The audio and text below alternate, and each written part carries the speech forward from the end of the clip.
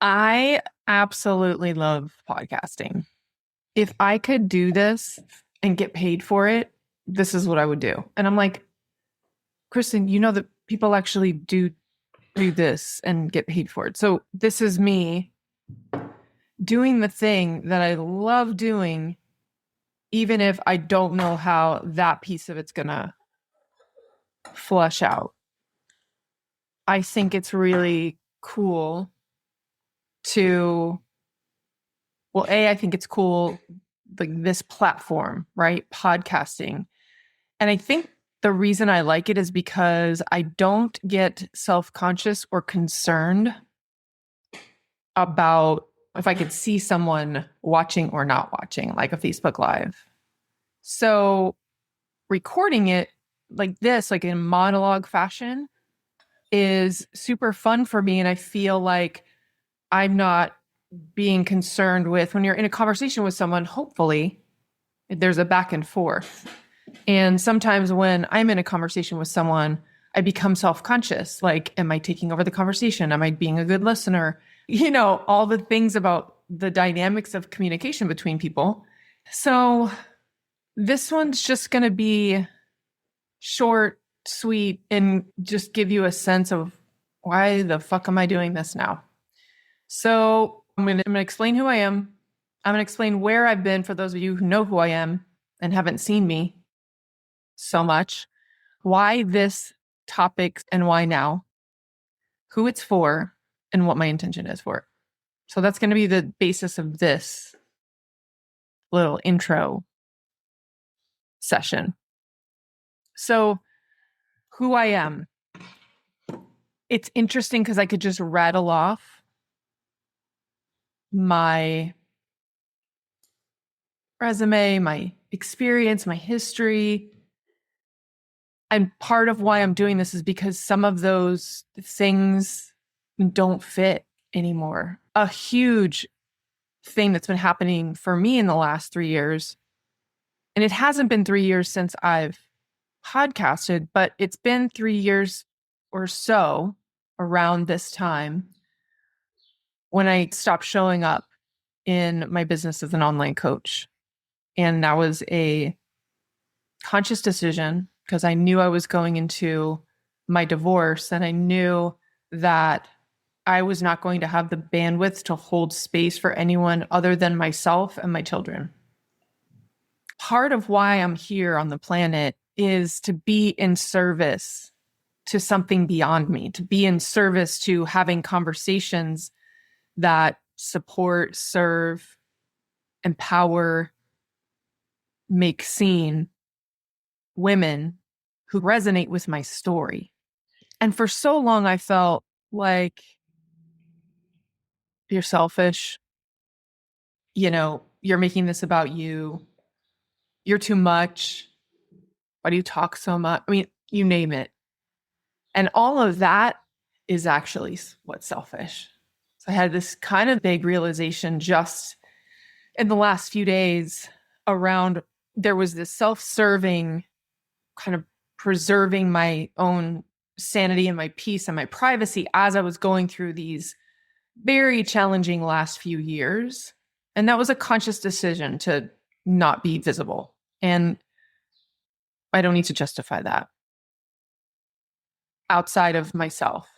But there is a part of that I can see is a little bit selfish. And I'm okay with being selfish when I need to be, but I can feel that I'm out of the acute phase and I'm pretty much almost on the other side of a combination of ending a marriage, losing a home, no longer being a wife, closing my business, and going through menopause. It's been a fuck ton of shit over the last 3 years. And that's what I want to share. I want to share it because it helps me process and understand and come out the other side. As I'm describing it, I can actually see what I've learned.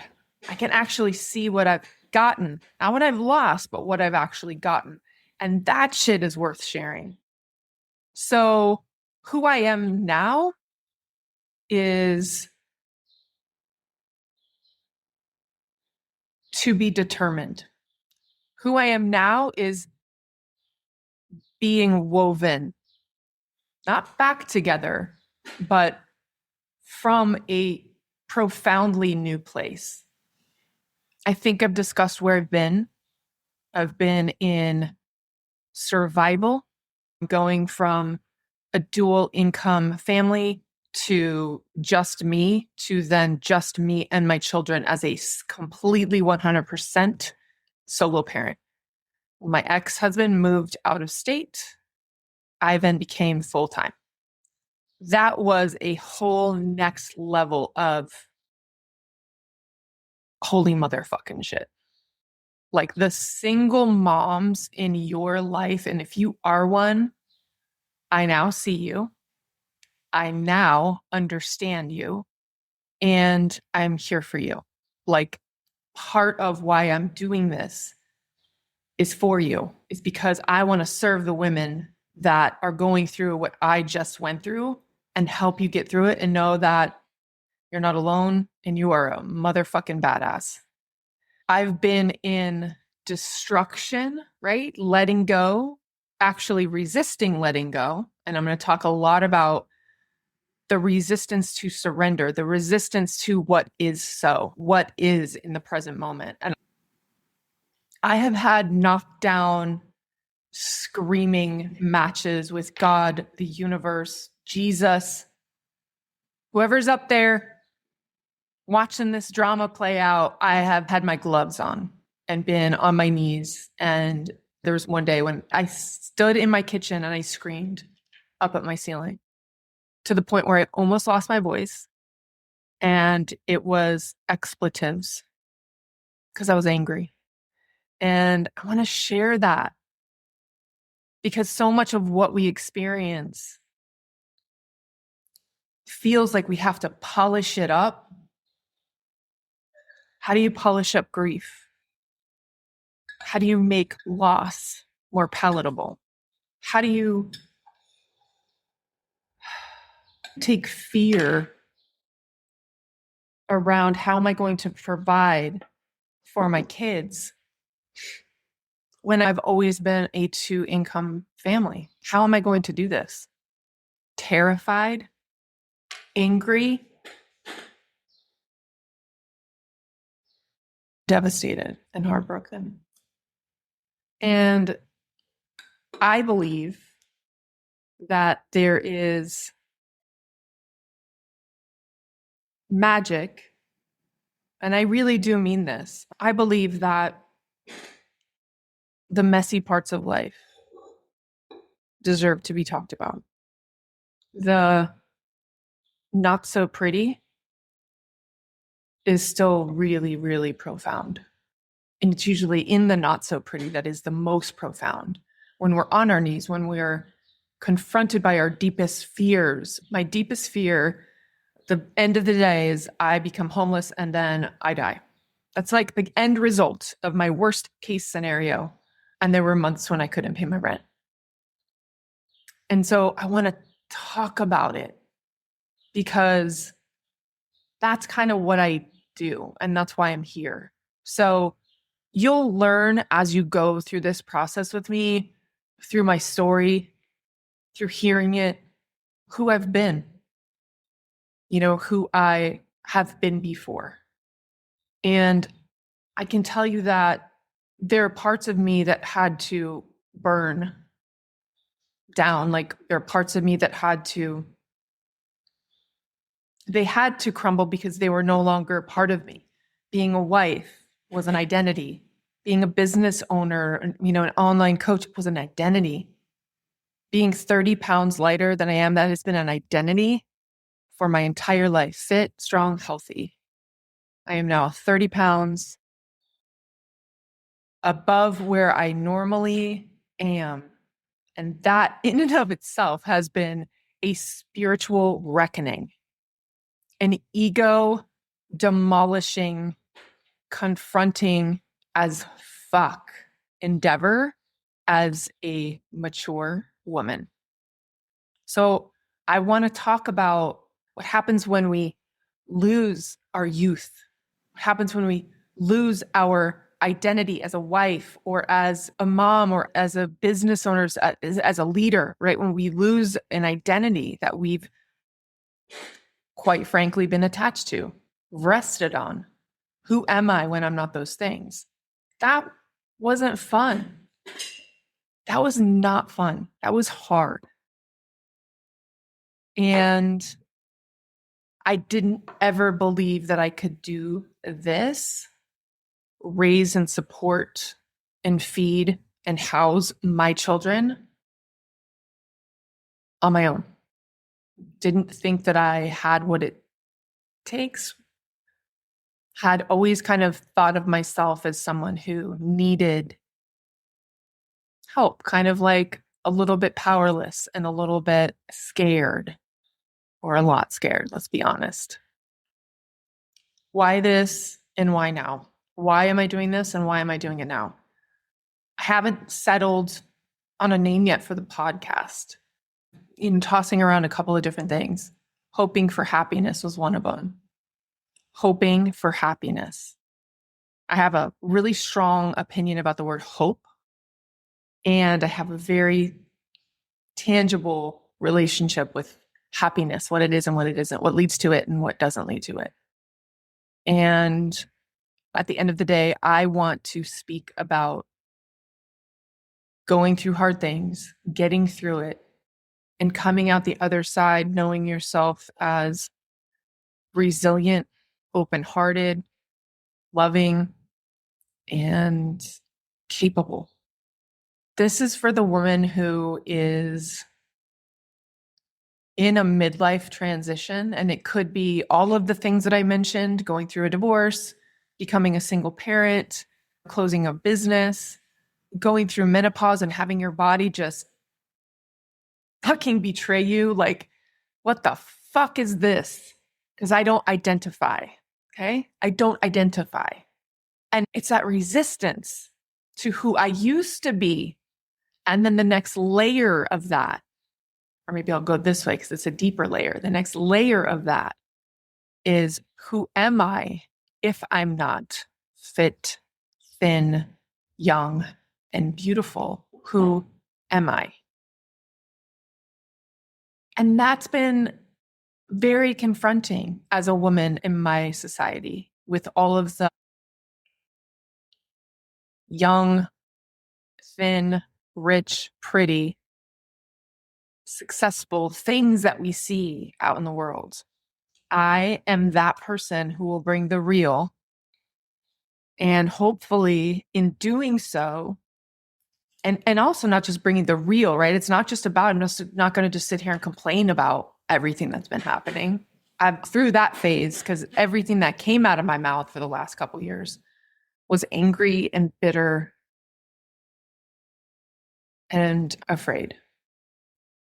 And through that, and I've found some real peace. I want this to be conversations for hope. I used to be like, hope is you sitting on your laurels, sitting on your ass and being like, really hope works out. I come from personal development transformation world, which is like, nah, you create your fucking hope. You create your fucking reality. You create your now, you create your future. You created your past. So they ain't no hope. Get to creating. And so I have a different definition. I can say that now. Hope for me is an intention. I have an intention for this show, this podcast, what its impact is going to be for people who are involved with it, listeners, co-creators, sponsors, if it ever gets there, contributors.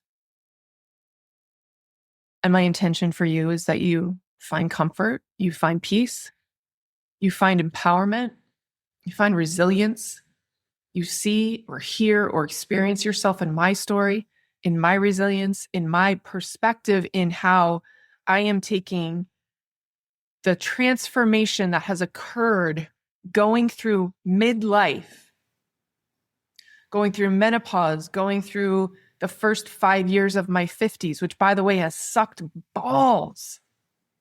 Oh, and I was so looking forward to it. I was so looking forward to just embracing 50. And guess when I turned 50? During the pandemic. I turned half a century during lockdown. And that's when it all kind of started really pissing me off. So my intention for this podcast is that the midlife woman who's facing or in the process of seeing her identities unravel and not knowing where she stands, to give you hope, comfort, peace, confidence, to feel seen, to feel a little bit understood, and to create resources for women who go through these kinds of life changes and that feeling of like, I don't know who I am. I don't know where to place my feet. Nothing is the same. I've lost or I'm grieving these identities that I have related to.